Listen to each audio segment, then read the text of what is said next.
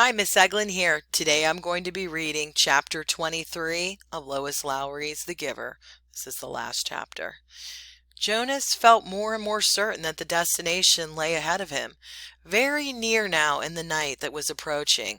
None of his senses confirmed it. He saw nothing ahead except the endless ribbon of road, unfolding in twisting, narrow curves. He heard no sound ahead, yet he felt it, felt that elsewhere was not far away. But he had little hope left that he would be able to reach it. His hope diminished further when the sharp cold air began to blur and thicken with swirling white. Gabriel, wrapped in his inadequate blanket, was hunched, shivering, and silent in his little seat. Jonas stopped the bike wearily, lifted the child down, and realized with heartbreak how cold and weak Gabe had become. Standing in the freezing mound that was thickening around his numb feet, Jonas opened his own tunic, held Gabriel to his bare chest, and tied the torn and dirty blanket around them both. Gabriel moved feebly against him and whimpered briefly into the silence that surrounded them. Dimly, from a nearly forgotten perception as blurred as the substance itself, Jonas recalled what the whiteness was. "It's called snow, Gabe," Jonas whispered. "Snowflakes. They fall down from the sky, and they're very beautiful." There was no response from the child who had once been so curious and alert. Jonas looked down through the dusk at the little head against his chest. Gabriel's curly hair was matted and filthy, and there were tear stains outlined in dirt on his pale cheeks. His eyes were closed. As Jonas watched, a snowflake drifted down and was caught briefly for a moment's sparkle in the tiny fluttering eyelashes. Wearily, he remounted the bicycle. A steep hill loomed ahead. In the best of conditions, the hill would have been a difficult, demanding ride. But now, the rapidly deepening snow obscured the narrow road and made the ride impossible. His front wheel moved forward imperceptibly as he pushed on the pedals with his numb, exhausted legs. But the bike stopped. It would not move. He got off and let it drop sideways into the snow.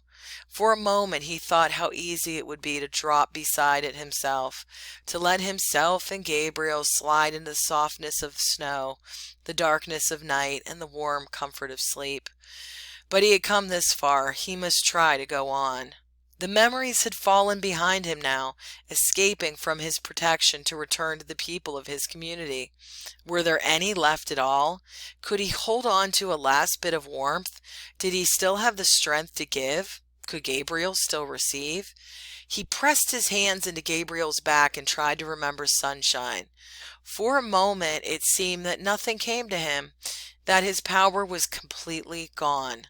Then it flickered suddenly, and he felt tiny tongues of heat begin to creep across and into his frozen feet and legs.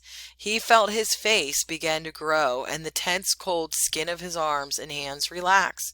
For a fleeting second he felt that he wanted to keep it for himself, to let himself bathe in sunlight, unburdened by anything or anyone else. But the moment passed and was followed by an urge, a need, a passionate yearning to share the warmth with the one person left for him to love.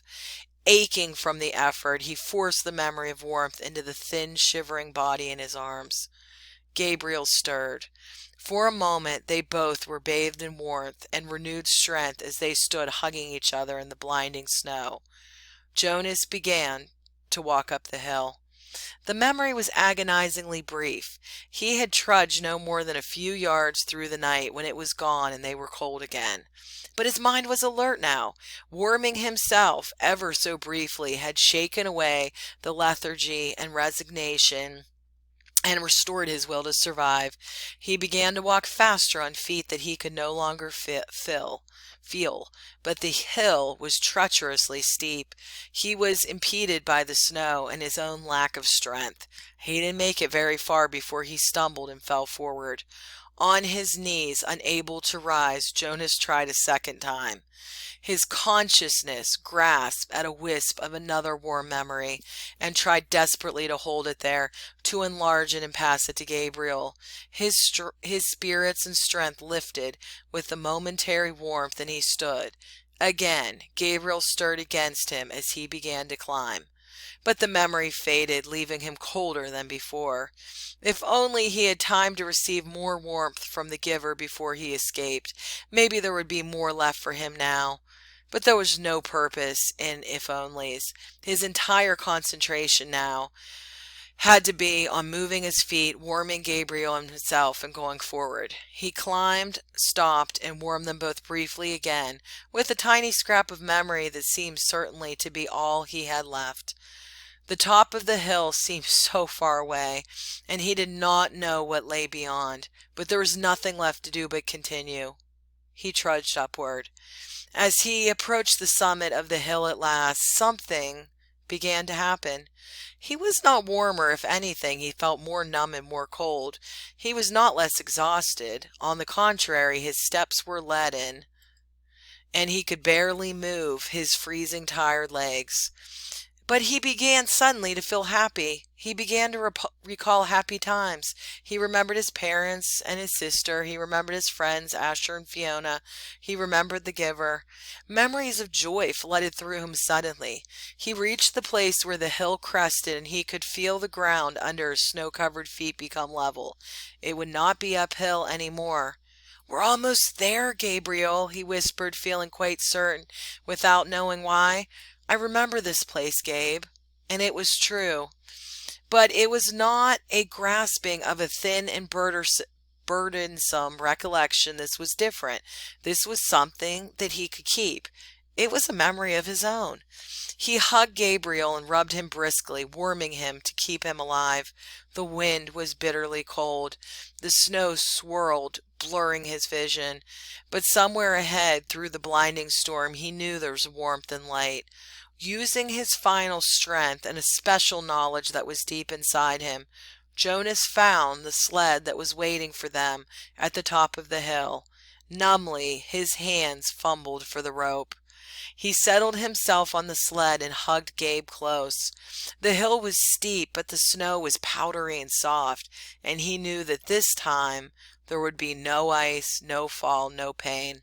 Inside his freezing body, his heart surged with hope. They started down.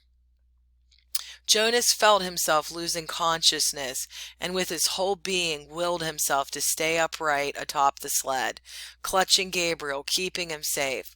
The runner sliced through the snow, and the wind whipped at his face as they sped in a straight line through an incision that seemed to lead to the final destination, the place that he had always felt was waiting, the elsewhere that held their future and their past. He forced his eyes open as they went downward, sliding, and all at once he could see lights, and he recognized them now. He knew they were shining through the windows of rooms, and that they were the red, blue, and yellow lights that had twinkled from trees in places where families created and kept memories, where they celebrated love. Downward, faster and faster. Suddenly he was aware with certainty and joy that below, ahead, they were waiting for him, and that they were waiting too for the baby. For the first time, he heard something that he knew to be music. He heard people singing. Behind him, across vast distances of space and time, from the place he had left, he thought he heard music too.